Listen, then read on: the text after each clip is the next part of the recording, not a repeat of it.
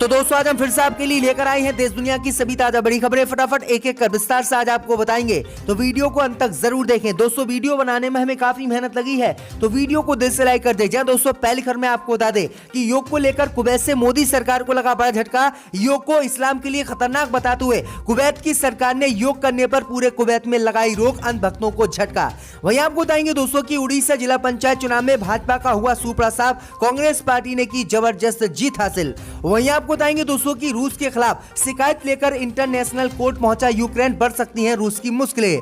वहीं आपको बताएंगे दोस्तों की कांग्रेस नेता गुलाम नबी आजाद के भतीजे बीजेपी में हुए शामिल, बोले चाचा के अपमान से हूं कांग्रेस में आहत। वहीं आपको बताएंगे दोस्तों की असुद्दीन ओवैसी ने योगी को राम तो अखिलेश को बताया श्याम, कहा हमारे टैक्स के पैसे का राशन फ्री देकर हम पर एहसान जता रहे हैं भाजपाई। वहीं आपको बताएंगे दोस्तों की कर्नाटक में हिजाब विवाद को लेकर मोदी सरकार को लगा बड़ा झटका। बीजेपी के केंद्रीय मंत्री मुख्तार अब्बास नकवी ने हिजाब पहनने का किया समर्थन, कहा किसी भी कीमत पर भारत में नहीं लगने देंगे हिजाब पर प्रतिबंध। तो दोस्तों सभी खबरों को आपको एक एक कर बताने वाले हैं। वीडियो को लाइक कर चैनल को सब्सक्राइब कर दें और हमें कमेंट में बताएं कि आपके जिले किस राज्य से हमारी खबरों को देख रहे हैं। इसी बीच पर तो दोस्तों अगली खबर की ओर, तो कुवैत से मोदी सरकार को लगा बड़ा झटका। योग को इस्लाम के लिए खतरनाक बताते हुए कुवैत की सरकार ने योग करने पर लगाई कुवैत में रोक। जी दोस्तों आपको बता दें कि कुवैत से मोदी सरकार सहित हिंदू संगठनों को आज बड़ा झटका योग को लेकर लगा है।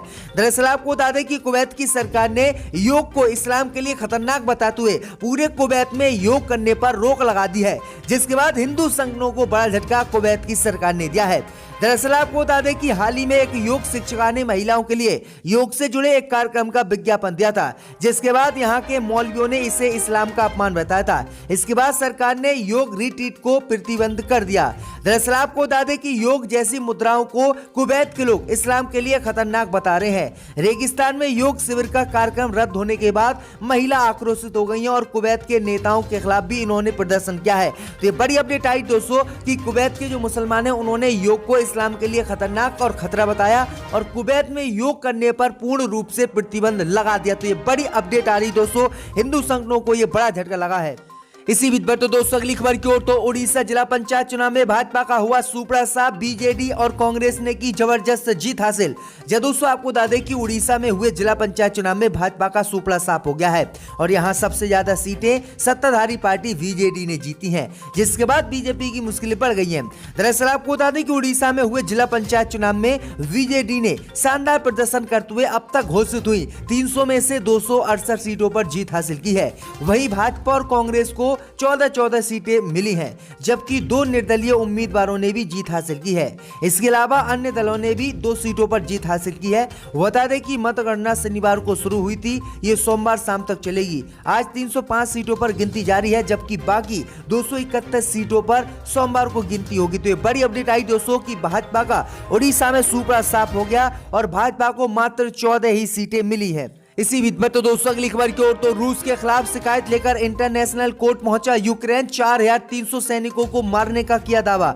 जब दोस्तों आपको बता दें कि रूसी हमले के खिलाफ यूक्रेन अब इंटरनेशनल कोर्ट पहुंच गया है और इंटरनेशनल कोर्ट में यूक्रेन ने रूस के खिलाफ एक याचिका दायर की है। वहीं यूक्रेन ने दावा किया है कि देश पर आक्रमण करने वाले 4300 रूसी सैनिक मारे गए हैं। यूक्रेन ने रूस के खिलाफ अपना आवेदन ICJ को सौंप दिया है। यूक्रेन की तरफ से जो आवेदन इंटरनेशनल कोर्ट ऑफ जस्टिस में सौंपा गया है, उसमें रूसी आक्रामकता और हमले को नरसंहार ठहराने की अपील करते हुए रूस को जवाबदेही ठहराने की मांग की गई है। यूक्रेन की तरफ से जो अनुरोध सौंपा गया है उसमें कहा गया है कि हम रूस को अब सैन्य गतिविधि बंद करने का आदेश देने वाले तत्काल फैसला सुनाने का अनुरोध करते हैं और अगले सप्ताह परीक्षण शुरू होने की उम्मीद करते हैं। इंटरनेशनल कोर्ट ऑफ जस्टिस में यह अनुरोध यूक्रेनी राष्ट्रपति की तरफ से सौंपी गई है। तो ये बड़ी अपडेट आई दोस्तों कि अब इंटरनेशनल कोर्ट कोई बड़ा आदेश सुना सकता है और रूस की मुश्किलें बढ़ सकती हैं।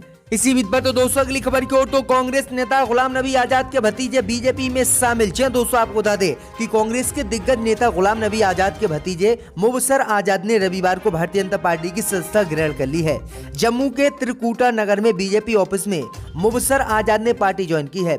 इस दौरान जम्मू कश्मीर के बीजेपी अध्यक्ष रविंद्र रैना ने उनका पार्टी में स्वागत किया है। बीजेपी में शामिल होते ही गुलाम नबी आजाद के भतीजे ने कहा कि वो अपने चाचा के कांग्रेस में हुए अपमान से आहत है वहीं आपको बता दें कि जम्मू कश्मीर में बीजेपी में शामिल होने के बाद उन्होंने कहा है कि पूर्व मुख्यमंत्री गुलाम नबी आजाद के अपमान से मैं बहुत आहत हुआ हूं, क्योंकि वो मेरे चाचा हैं। उन्होंने आगे कहा कि जिस तरह से कांग्रेस पार्टी ने गुलाम नबी आजाद के साथ व्यवहार किया है उससे आम जनता की भावनाओं को ठेस पहुंची है। आगे उन्होंने कहा कि कांग्रेस पार्टी के भीतर पूरी तरह से स्वार्थी अंतरकला है। पीएम मोदी ने आम जनता का विश्वास हासिल किया है और इस तरह हम समाज और राष्ट्र के हित में प्रधानमंत्री मोदी और भाजपा के साथ खड़े होने का संकल्प लेते हैं। तो ये बड़ी अपडेट आई दोस्तों की कांग्रेस पार्टी से जम्मू कश्मीर का मुख्यमंत्री गुलाम नबी आजाद को बनाया गया था कांग्रेस पार्टी की तरफ से, और उनके भतीजे अब किस तरह से बीजेपी में शामिल हो गए और गंभीर आरोप कांग्रेस पर लगाए हैं। इसी बीच पर तो दोस्तों अगली खबर की ओर, तो राष्ट्रपति पुतिन ने परमाणु बमों को हाई अलर्ट मोड में डालने का दिया आदेश, हो सकता है बड़ा हमला। जी दोस्तों, आपको बता दें कि रूसी राष्ट्रपति व्लादिमीर पुतिन ने रविवार को अपने रक्षा प्रमुखों को देश के परमाणु प्रतिरोध बलों को हाई अलर्ट पर रखने का आदेश दिया है और पश्चिम पर अपने देश के खिलाफ अमित्र कदम उठाने का आरोप लगाया है। रूस के यूक्रेन पर आक्रमण को लेकर अंतर्राष्ट्रीय तनाव पहले से ही बढ़ रहा है और पुतिन के आदेश से और अधिक तनाव बढ़ने की आशंका जताई जा रही है। पुतिन ने कहा है कि मैं रक्षा मंत्री और रूसी सशस्त्र बलों के जनरल स्टाफ के प्रमुखों को रूसी सेना के प्रतिरोध बलों को युद्ध सेवा के एक विशेष मोड में डालने का आदेश देता हूं। भैया आपको बता दें कि उनके इस बयान के बाद पूरी दुनिया में खलबली मची हुई है। लोग कह रहे हैं कि कहीं यूक्रेन पर राष्ट्रपति पुतिन परमाणु बम से जो है हमला ना कर दे। तो ये बड़ी अपडेट आ रही है। इसी बीच पर तो दोस्तों अगली खबर की ओर, तो हिजाब पहनने के समर्थन में उतरे बीजेपी के केंद्रीय मंत्री, भाजपा को झटका। जी दोस्तों, आपको बता दें कि कर्नाटक में चल रहे हिजाब विवाद को लेकर केंद्रीय मंत्री और बीजेपी नेता मुख्तार अब्बास नकवी ने बड़ा बयान दिया है और उन्होंने कहा है कि देश में हिजाब पहनने पर कोई प्रतिबंध नहीं है, जिसके बाद भाजपा को बड़ा झटका लगा है। दरअसल आपको बता दें कि आगे भाजपा पर निशाना साधते हुए उन्होंने कहा है कि लोगों को अपने संवैधानिक अधिकार और कर्तव्य को समझने की जरूरत है। हैदराबाद में मीडिया से बातचीत के दौरान नकवी ने कहा है कि हिजाब विवाद का मामला अभी कोर्ट में है। भारत में हिजाब विवाद को लेकर कोई प्रतिबंध नहीं है और यहाँ ये जरूरी है कि कुछ संस्थानों में यूनिफॉर्म को लेकर उनकी अपनी व्यवस्था है। हमें संवैधानिक अधिकारों के साथ कर्तव्यों पर भी बातचीत करनी चाहिए। तो ये बड़ी अपडेट आई दोस्तों की बीजेपी के बड़े नेता मुख्तार अब्बास नकवी ने पहले तो हिजाब का विरोध किया था, लेकिन लात घूंसे पड़ने के बाद ये अब हिजाब के समर्थन में आ गए हैं। तो ये बड़ी अपडेट आ रही दोस्तों। इसी बीच पर तो दोस्तों अगली खबर की ओर, तो असदुद्दीन ओवैसी ने योगी को राम तो अखिलेश को बताया श्याम। जब दोस्तों आपको बता दें कि एआईएमएम के राष्ट्रीय अध्यक्ष असदुद्दीन ओवैसी ने कहा है कि योगी आदित्यनाथ और अखिलेश यादव राम श्याम की जोड़ी है। भाजपा ने 5 साल में कोई विकास कार्य नहीं किया, ना ही नौजवानों को नौकरी दी। महंगाई चरम पर पहुंच चुकी है, सरकार हर मोर्चे पर फेल हो चुकी है। आगे असदुद्दीन ओवैसी ने कहा है कि वह दौलत कमाने के लिए राजनीति नहीं कर रहे हैं, बल्कि अपनी कौम के साथ शोषितों व वंचितों के हक के लिए लड़ाई लड़ रहे हैं। ओवैसी शनिवार को सिद्धार्थ नगर और बस्ती में चुनावी जनसभा को संबोधित कर रहे थे और यहीं पर असदुद्दीन ओवैसी ने भाजपा पर बड़ा हमला बोला। ओवैसी ने कहा है कि हम किसी मोदी योगी के पैसे का अनाज नहीं खाते हैं, बल्कि हमारे टैक्स के पैसे का हम राशन फ्री खाते हैं और कोई बीजेपी हमें ये देकर एहसान नहीं कर रही है। असदुद्दीन ओवैसी ने योगी की राम और अखिलेश को श्याम की जोड़ी बताया। इसी बीच पर तो दोस्तों अगली खबर की ओर, तो पश्चिम बंगाल में बीजेपी ने की 108 निकाय चुनावों को रद्द कराने की मांग, 28 फरवरी को बुलाया है बंद। जब दोस्तों आपको बता दें कि पश्चिम बंगाल में हार को देखते हुए बंगाल में बीजेपी बौखला गई है और बंगाल में हुए निकाय चुनावों को रद्द कराने की बीजेपी ने अब मांग की है। दरअसल आपको बता दें कि पश्चिम बंगाल में रविवार को 107 नगर निकायों के लिए मतदान की प्रक्रिया पूरी हो गई है। हिंसा की घटनाओं के साथ कई जगहों पर वोटिंग में गड़बड़ी की खबरें भी सामने आई।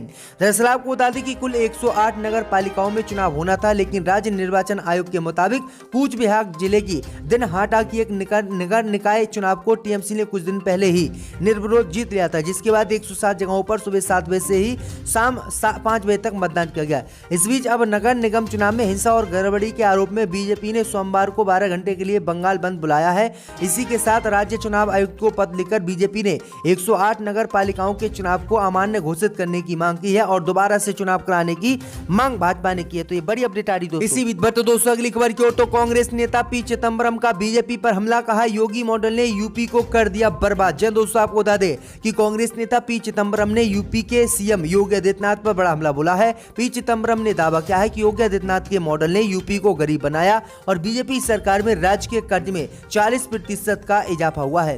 कांग्रेस नेता ने चुनाव में लोगों से सोच समझकर वोट करने की भी अपील की है। पूर्व मंत्री चिदम्बरम ने उत्तर प्रदेश में गरीबी, शिक्षा, रोजगार समेत कई मामलों पर आंकड़े के जरिए योगी आदित्यनाथ सरकार पर निशाना साधा है। चिदम्बरम ने आगे कहा कि योगी आदित्यनाथ के मॉडल के चलते राज्य पर कर्ज बढ़ गया है। उन्होंने बताया है कि यूपी के ऊपर 6.91 लाख करोड़ का कर्ज है, जिसमें 40% योगी सरकार के चलते हुआ है। तो ये बड़ी अपडेट आई दोस्तों की कांग्रेस नेता ने ये गंभीर आरोप बीजेपी पर लगाए हैं, जिसके बाद भाजपा की मुश्किलें बढ़ गई हैं। डिप्टी स्पीकर पर फेंक दिए थे, वो भी हमने देखा था।